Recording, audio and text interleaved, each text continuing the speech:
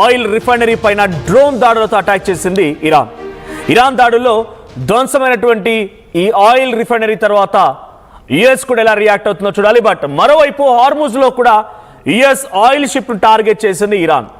ఇక నిబంధనలు పాటించలేదంటూ నౌకని పేల్చేసే ప్రయత్నం చేసింది ఇరాన్ నేవీ. ఇరాన్ చర్యలతో మరోసారి యుద్ధం మొదలయ్యే అవకాశం కూడా ఉంది. డ్రోన్ దాడిపై ప్రతీకారం తీర్చుకునేందుకు సిద్ధమైన అమెరికా ముందుగా యుఏఈలోని ఫుజైరా ఆయిల్ రిఫైనరీ పైన దాడిని చాలా తీవ్రంగా పరిగణిస్తోంది అటు అమెరికా. ఎందుకంటే వరుసగా ఒకవైపు చర్చలు అంటుంది, ఇస్లామాబాద్ వేదికగా చర్చలు జరిపిస్తామంటోంది. అక్కడ కొన్ని కండిషన్స్ పెట్టింది, ఇరువైపుల నుంచి కండిషన్స్ వచ్చాయి, మంతనాలు జరుగుతున్నాయి.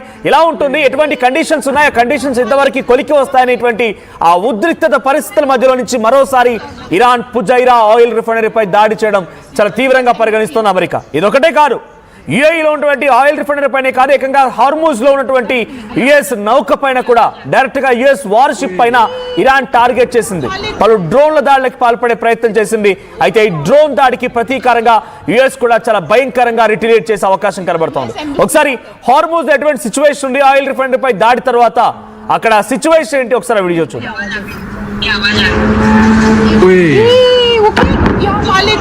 या मालिक देखो, oh my God Nabi, O US embassy है ना उधर. ओ माय गॉड, बट जेट दिखता तो नहीं है, खाली आवाज है. क्या आवाज है? मेरे को भी भेज देना. ड्रोन का है सर.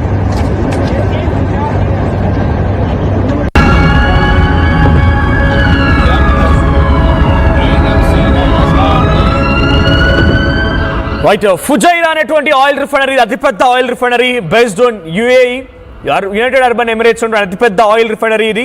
ఇక్కడ ఆయిల్ స్టోరేజ్ జరుగుతోంది, రిఫైనింగ్ జరుగుతుంది, బంకరింగ్ కూడా జరుగుతూ ఉంటుంది. అయితే ఇది అబుదాబిలో ఉంది. సుమారుగా ఒక రోజుకి అంటే ఓవరాల్ వరల్డ్ కి 9 lakh barrels 9 lakh plus barrels per day, 9 లక్షల బ్యారెల్ని ఒక రోజుకి అందించగలిగే సామర్థ్యం ఉన్నటువంటి ఆయిల్ రిఫైనరీ ఇది.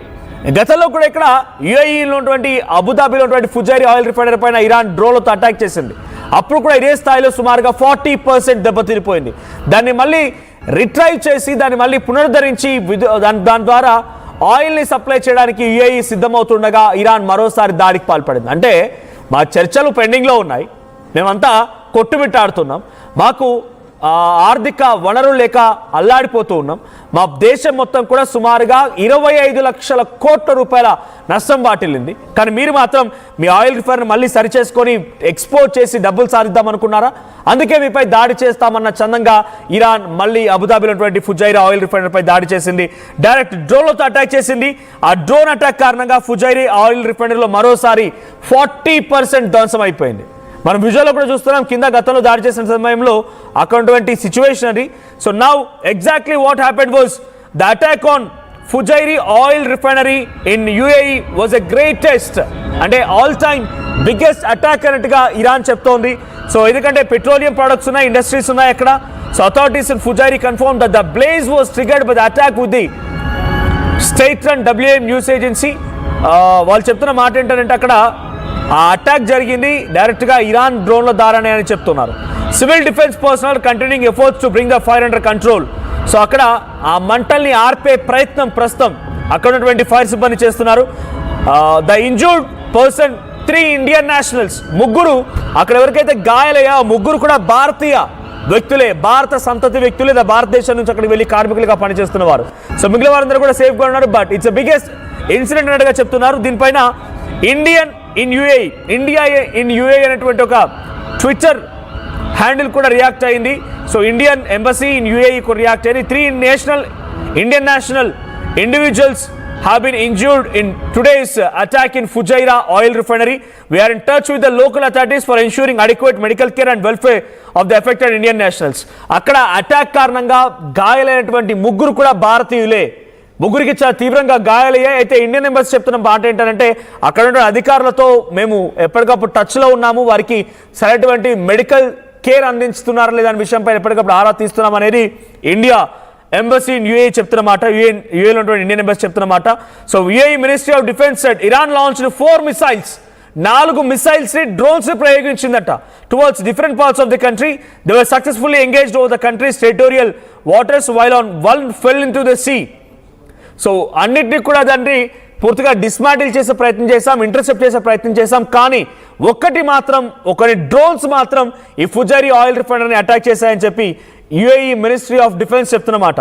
Authorities have been urged residents to follow safety advisories and avoid spreading unverified information. Officials called on the public to rely on the public sources for updates. The incident comes amid heightened regional tensions with attacks and countermeasures raising concerns over the security of critical energy infrastructure in the Gulf. ఒకసారి attack చేసిన తర్వాత దానికి తిరిగి దాడి కూడా ఉంటుంది కాబట్టి ఇటువైపు నుంచి వెళ్ళే దాడిని కూడా ఎప్పటికప్పుడు అలర్ట్గా ఉండండి, మీరు సిద్ధంగా ఉండండి. మీరు కేవలం గవర్నమెంట్ అఫీషియల్స్ ఇచ్చేటువంటి ఆ అఫీషియల్ ఇన్ఫర్మేషన్ మాత్రమే ట్రస్ట్ చేయండి అన్నట్టుగా ఒక ఇన్ఫర్మేషన్ని ministry of defence UAE pass చేసింది. So as of now we have more weapons and ammunition at a much higher grade than we had before, he said. So అక్కడ ఉన్నటువంటి వాషింగ్టన్ మిలిటరీ పవర్ విషయం పైన Gulf కంట్రీస్లో మాకు అద్భుతమైన missiles, military weapons ఉన్నాయి. గతంలో యుద్ధంలో ఉపయోగించినటువంటి ఒక అద్భుతమైనటువంటి వెపన్స్ ఉన్నాయి. వాటి ద్వారా ఇరాన్ ఇప్పుడు మేము కొట్టబోతున్నామని యుఎస్ మిలిటరీ చెప్తున్నమాట.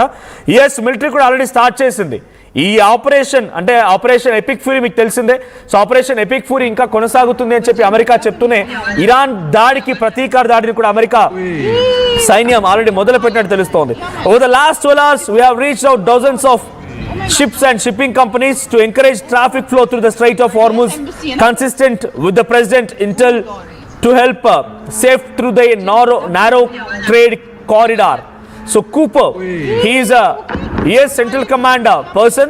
సో ఆయన ఏం చెప్తున్నారంటే అమెరికా అధ్యక్షుడు డొనాల్డ్ ట్రంప్ సహాయంతో మేము ఒక మంచి మార్గాన్ని ఏర్పాటు చేసే ప్రయత్నం చేస్తున్నాము. ఈ స్ట్రైట్ ఆఫ్ హార్ముజ్ అనేటువంటి ఈ కారిడార్ వెంట మీరు వెళ్ళడానికి ఒక మంచి సుగమమైనటువంటి మార్గాన్ని ఏర్పాటు చేస్తున్నాము.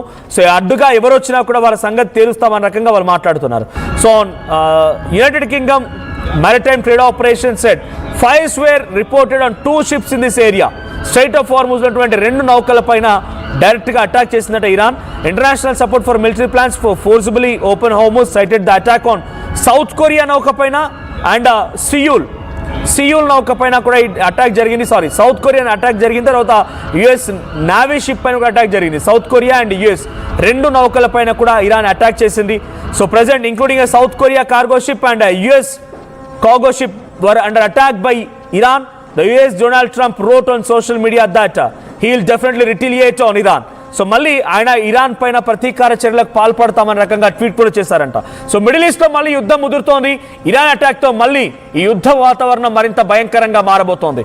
సో ఒకవైపు శాంతి చర్చలు అంటున్నారు, మరోవైపుగా దాడులకు పాల్పడుతున్నారు. ఇరాన్ని ఈసారి అమెరికా ఎలా తిప్పికొడుతోంది, అమెరికా ఇరాన్ పై ఎటువంటి ప్రతీకార దాడులతో పాల్పడబోతుందని చూడాల్సిన అవసరం అయితే ఉంది.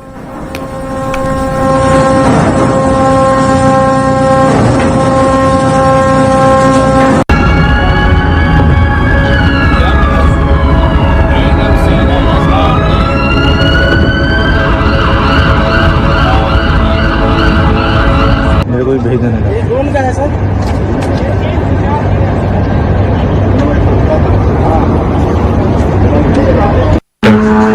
पर जेट दिखता तो नहीं है, खाली आवाज आ रही है.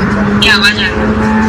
वो या मालिक देखो. Oh my god Navi. Oh US embassy है ना उधर.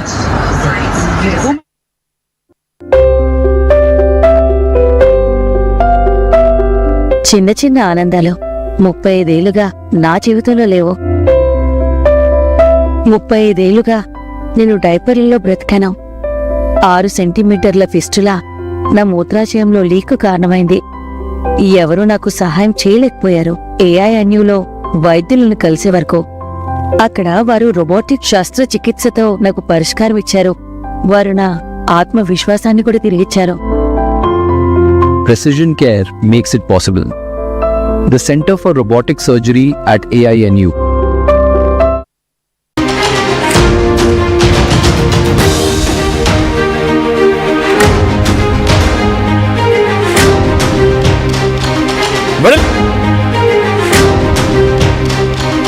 మిడిల్ ఈస్ట్ లో మరోసారి యుద్ధ వాతావరణం ముదురుతోంది.